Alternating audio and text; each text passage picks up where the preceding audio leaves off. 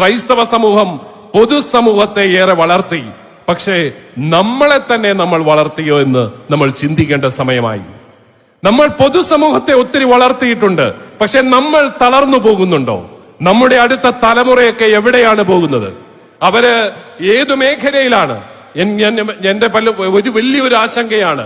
നമ്മുടെ ഏറ്റവും മിടുമിടുക്കനായ കുട്ടികൾ +2 ഒക്കെ ശേഷം എവിടെയോ പോയി അപ്രത്യക്ഷരാവുകയാണ്.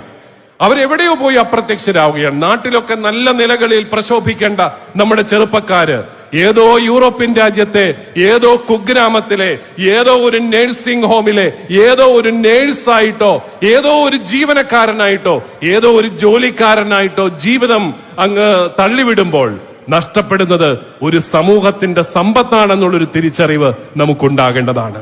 ഈ ധീരുഭായ് അംബാനി ഒരു പെട്രോൾ പമ്പിലെ ജോലിക്കാരനായിട്ടാണ് ജീവിതം തുടങ്ങിയത് ഞാൻ കേട്ടിട്ടുണ്ട്. ആ മനുഷ്യൻ ഇത്രയും വലിയൊരു സാമ്രാജ്യം